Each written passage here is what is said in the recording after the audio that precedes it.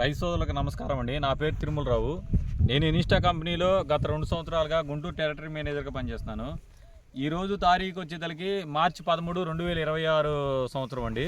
ఇప్పుడు మనం ప్రజెంట్ వచ్చేతలకి పిన్నెల్లి గ్రామము, మాచివరం మండలం, పల్నాడు జిల్లాలో ఉన్నాము. ఇప్పుడు మీరు చూస్తున్నటువంటి విత్తనం వచ్చేతలకి ఇనిస్టా కంపెనీ వారిది భీష్మ అండి. ఈరోజు ఇది రైతులకు ఫీల్డ్ పెడతాం జరిగింది. ఇది ఆల్రెడీ 26, ఇది ఎకరం 40 సెంటు చేను అండి. మొత్తం వచ్చేతలకి చేను మొత్తం వచ్చేతలకి ఎకరం 40 సెంటు చేను. ఈ ఎకరం 40 సెంట్లో రైతు 26 క్వింటాలు కోసుకున్నాడండి. 26 క్వింటాలు కోసుకున్నాడు. 26 క్వింటాలు కోసుకున్న తర్వాత మళ్ళీ చేను ఏ విధంగా ఉందో ఒకసారి చూడండి. కాపు చూడండి. ఈ కాపు చూడండి ఎంత చిక్కగా ఉందో.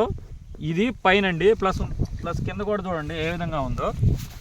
26 క్వింటాలు కోసుకున్న తర్వాత కూడా చేను అసలు కొయిందిలాగే ఉంది. ఇదనే కాదు, ఇక్కడ ఏదైనా కానీ కాపు మళ్ళీ చూడండి ఎంత చిక్కగా వచ్చిందో.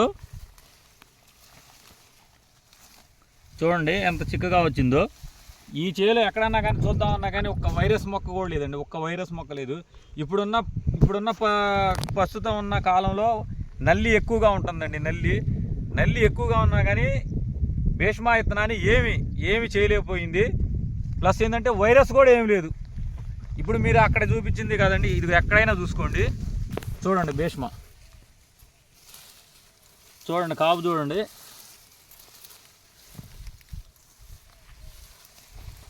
ఈ తోట వచ్చేసరికి పిన్నెల్లి గ్రామం అండి. పిన్నెల్లి, మాచివరం మండలం, పల్నాడు జిల్లా.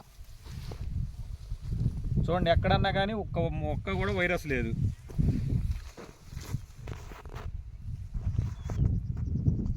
రైతులందరూ గమనించుకోండి. ఇప్పుడున్న పరిస్థితుల్లో వైరస్కి, నల్లికి తట్టుకొని మనకి మంచి దిగుబడి ఏదైతుందో, పెట్టుబడి తక్కువతో ఏది బాగుంటుందో చూసి మంచి విత్తనాన్ని ఎంచుకోవాల్సిందని చెబుతున్నానండి. ఒకసారి చూసుకోండి. మీ తోటి రైతులు కానీ లేకపోతే పక్క రైతులు కానీ కనుక్కోండి. లేదంటే చూడండి భీష్మ విత్తనం ఏ విధంగా ఉందో ఏందో. నేను ఇంత చెప్పాల్సిన పని లేదండి. భీష్మ విత్తనం దగ్గరికి అందరికి, ప్రతి రైతుకి, మిరపతోట పండించే ప్రతి రైతుకి తెలుసు.